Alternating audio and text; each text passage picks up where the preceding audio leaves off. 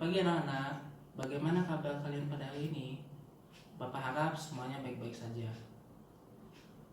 Materi kita pada hari ini adalah persatuan dan kesatuan. Sebelum Bapak menyampaikan materi pada hari ini, Bapak akan menyampaikan tujuan pembelajaran dari persatuan dan kesatuan. Tujuan pembelajaran dari persatuan dan kesatuan adalah: 1. Kita dapat memahami makna persatuan dan kesatuan. Kedua, kita dapat memahami manfaat dan tujuan persatuan dan kesatuan. Ketiga, kita dapat memahami faktor pendorong persatuan dan kesatuan.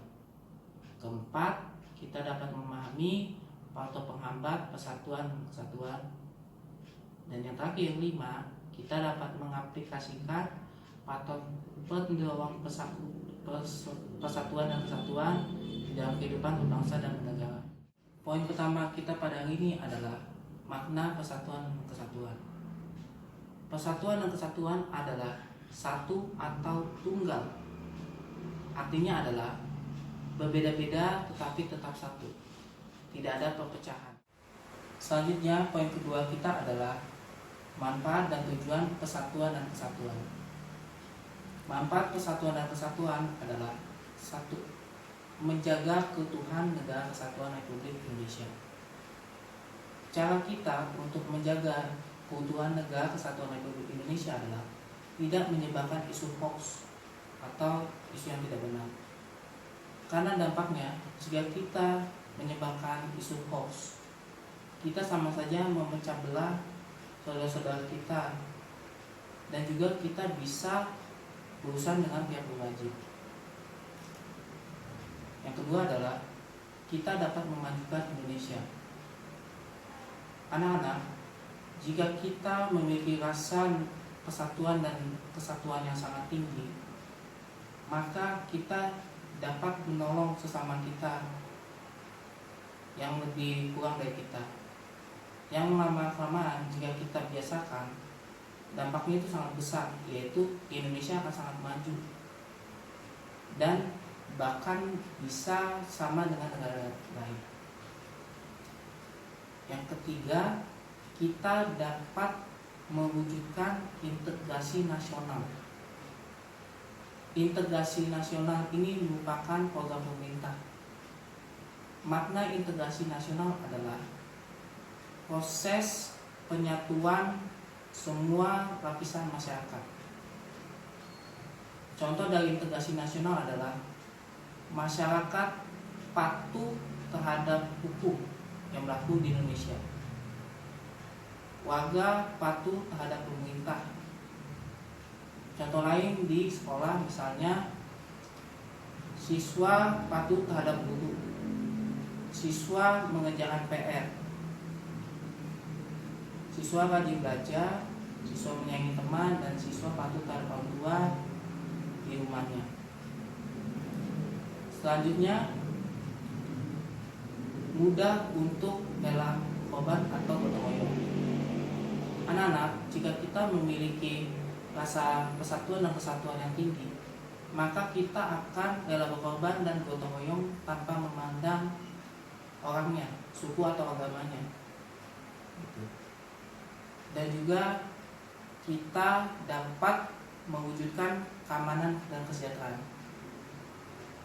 Kita dapat mewujudkan keamanan, contohnya di lingkungan rumah atau wilayah rumah kita.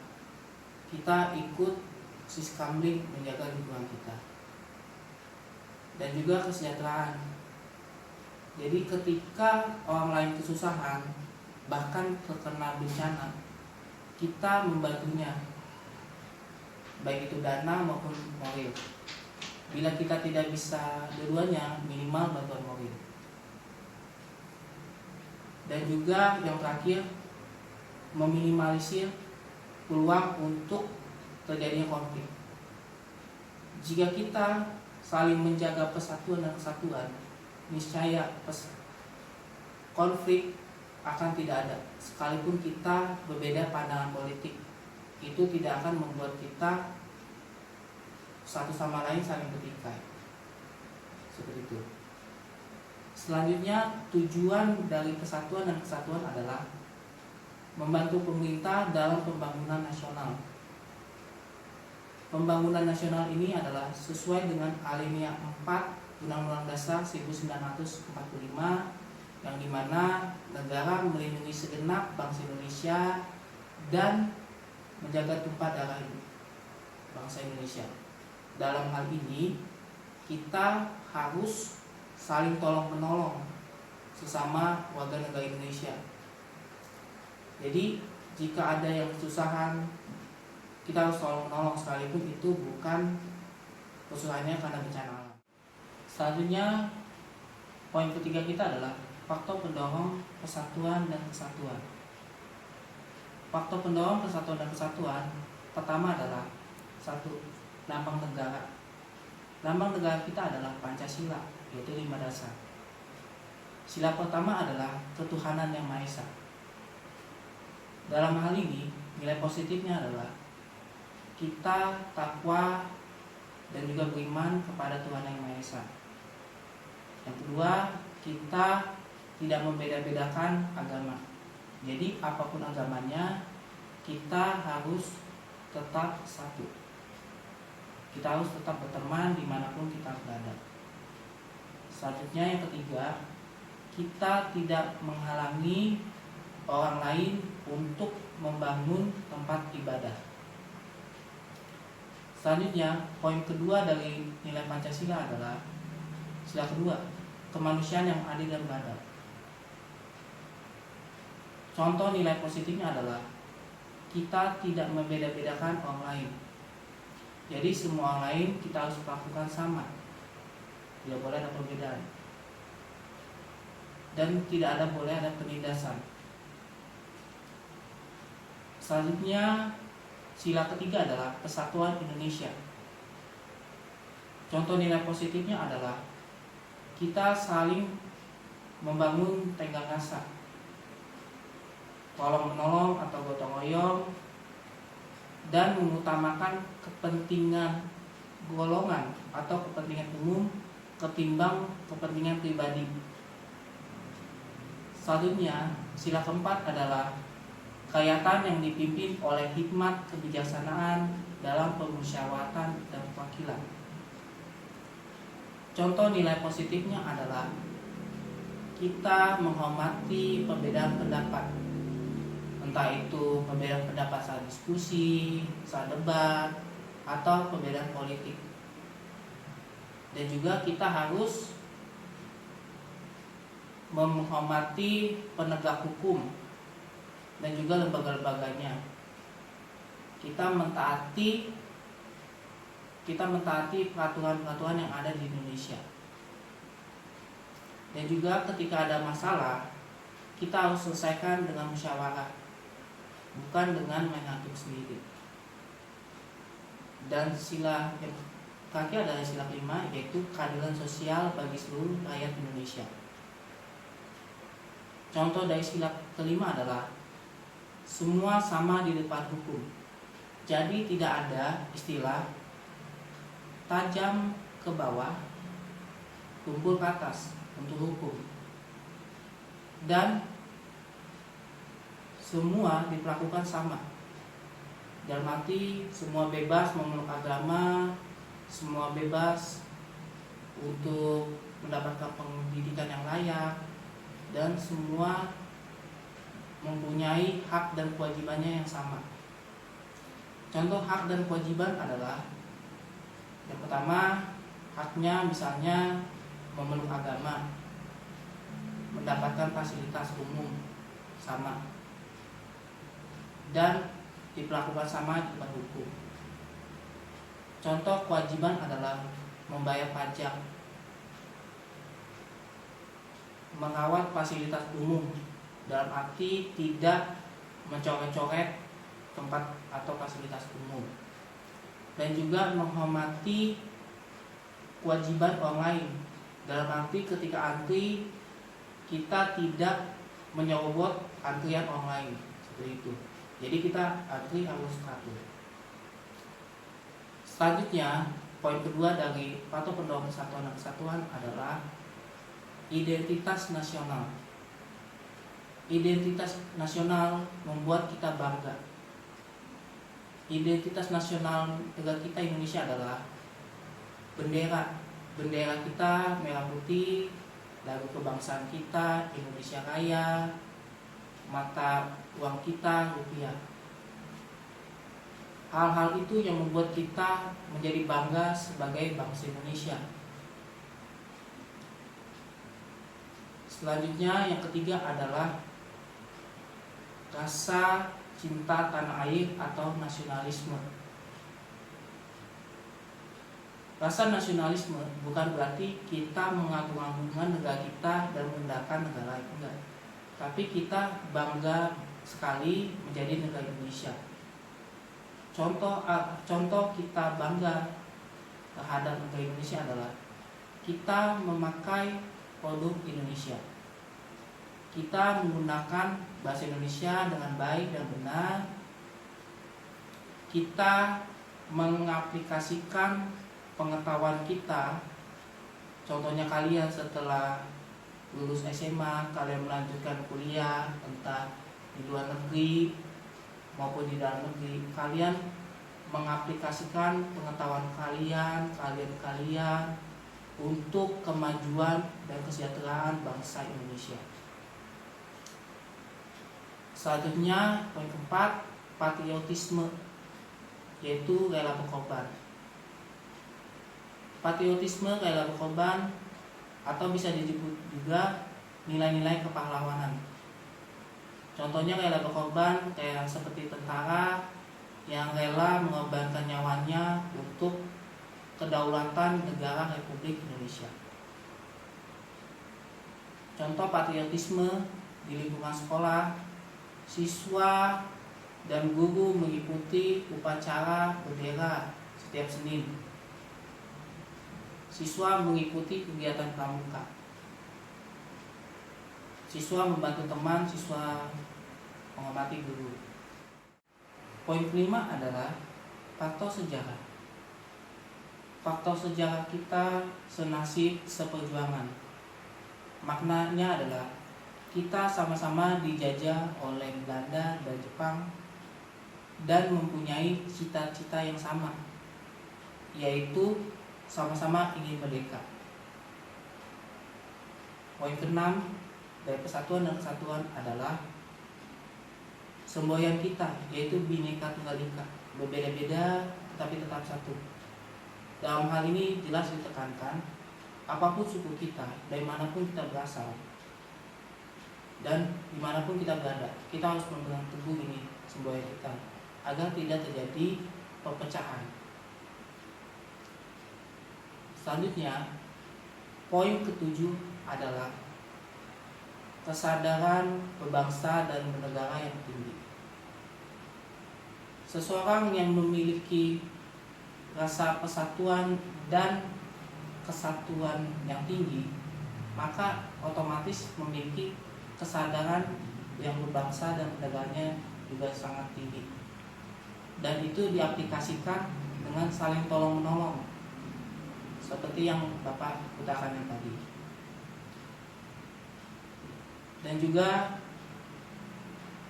yang terakhir adalah keinginan untuk bersatu. Jika masyarakat Indonesia ingin tidak terjadi perpecahan, maka setiap orang harus mewujudkan ini, persatuan dan kesatuan. Jadi di dalam hatinya itu harus ada rasa persatuan. Apalagi di saat ini banyak sekali hal-hal yang membuat kita tidak bersatu. Karena isu-isu hoax yang tidak benar ini dapat membuat kita menjadi terpecah belah satu sama lain. Selanjutnya materi kita yang keempat adalah faktor penghambat persatuan dan kesatuan. Faktor penghambat persatuan dan kesatuan adalah pertama, rasa egoisme. Rasa egoisme ini sangat berbahaya dalam kehidupan berbangsa dan bernegara.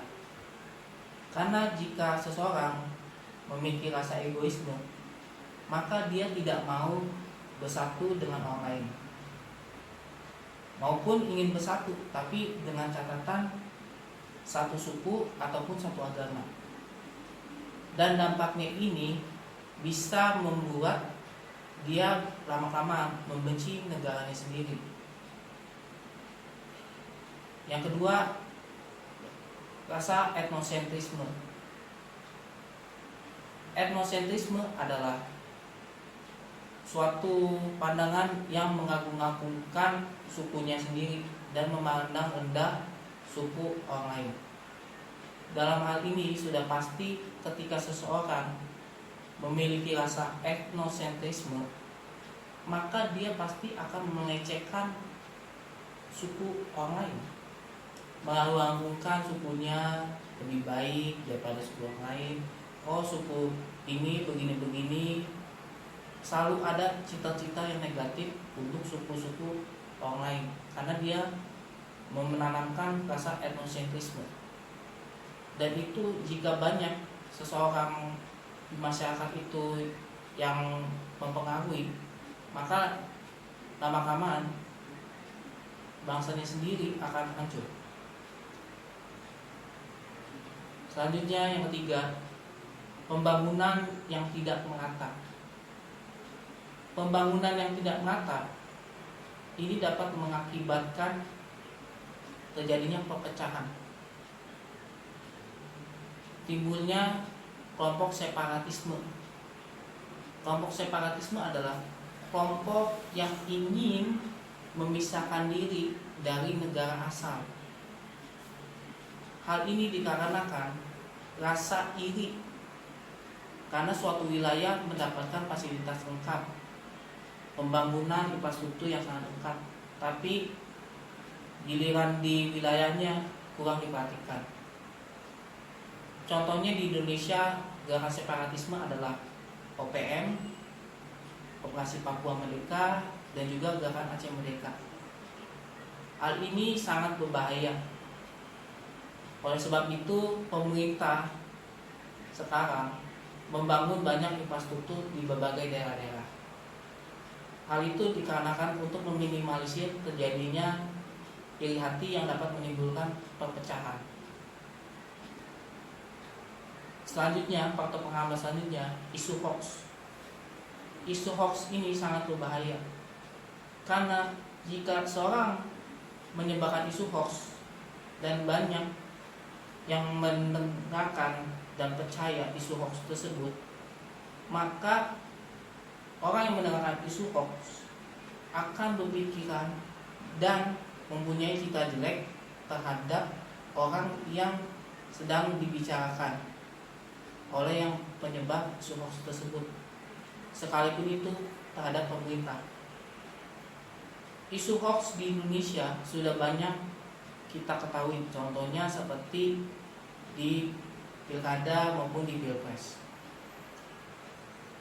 Isu hoax itu sangat bisa mengacuni orang yang dapat menimbulkan perpecahan. Selanjutnya, faktor penghambat selanjutnya, luas wilayah yang sangat luas. Seperti Indonesia memiliki luar biasa pulau-pulaunya, banyaknya, dan juga luas wilayahnya. Hal ini disadari oleh pemerintah, karena semakin luas suatu wilayah, maka negara tersebut atau pemimpin negara sulit untuk melakukan integrasi nasional, karena medan wilayah yang sangat luas, sangat susah dijangkau, dan juga setiap orang memiliki pemikiran yang beda-beda. Selanjutnya, faktor penghambat adalah kebudayaan suku. Setiap suku memiliki beda-beda aturannya. Hal ini harus dicermati oleh semua orang, terutama pemerintah, bagaimana memberikan penyuluhan agar di negara, contohnya di Indonesia, tidak terjadi perpecahan karena keberagaman suku. Kesimpulan materi kita pada hari ini adalah: 1. Kita sebagai warga negara harus membantu pemerintah untuk mengupayakan integrasi nasional. Integrasi nasional adalah proses penyatuan masyarakat. Jadi kita sebagai masyarakat harus mengupayakan hal tersebut dengan cara, misalnya kita saling tolong menolong, saling pegang rasa, gotong royong, dan mematuhi peraturan yang berlaku di Indonesia. Yang kedua, kita sebagai warga negara harus membantu pemerintah untuk mewujudkan ketahanan nasional. Ketahanan nasional adalah proses atau cara suatu negara untuk menghadapi berbagai ancaman, baik itu ancaman dari dalam negeri maupun ancaman dari luar negeri. Ancaman dari luar negeri adalah penggantian ideologi Pancasila menjadi ideologi lain yang bertentangan, isu hoax, narkoba, dan juga lain-lain. Itu harus kita upayakan terjadinya ketahanan nasional. Jadi kalau kita menemukan hal-hal tersebut, kita jangan ikut-ikutan, dan kita harus berani untuk melaporkan ke pihak yang berwenang. Misalnya di akun media, kita harus tag entah itu TNI maupun Humas Polri agar ditindaklanjutin. Yang ketiga, kita harus menghindari rasa egoisme dan egosentrisme, karena dua hal ini sangat-sangat berbahaya. Terlebih lagi rasa egoisme, karena dapat membuat seseorang itu menjadi tidak menyukai atau lebih senang terhadap negara lain. Dan yang terakhir, kesimpulan yang terakhir, kita sebagai warga negara harus menghindari isu hoax. Jangan kita menyebarkan isu-isu hoax dan juga ujaran kebencian, hate speech.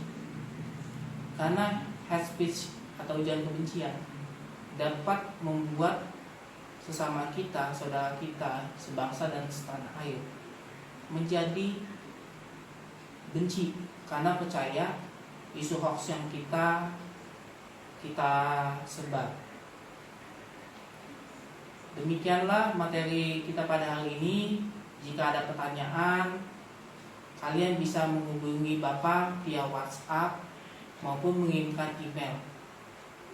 Untuk alamat email akan Bapak share di grup WhatsApp kita. Dan untuk tugas 2 minggu kemudian kalian kumpul, tugasnya adalah membuat makalah mengenai wawasan Nusantara. Sekilas Bapak terangkan tentang wawasan Nusantara. Wawasan Nusantara adalah cara pandang setiap individu terhadap negaranya. Jadi kalian buat makalah. Oke, untuk materi kita minggu depan tentang prinsip persatuan dan kesatuan. Sekian dari Bapak, sampai jumpa minggu depan.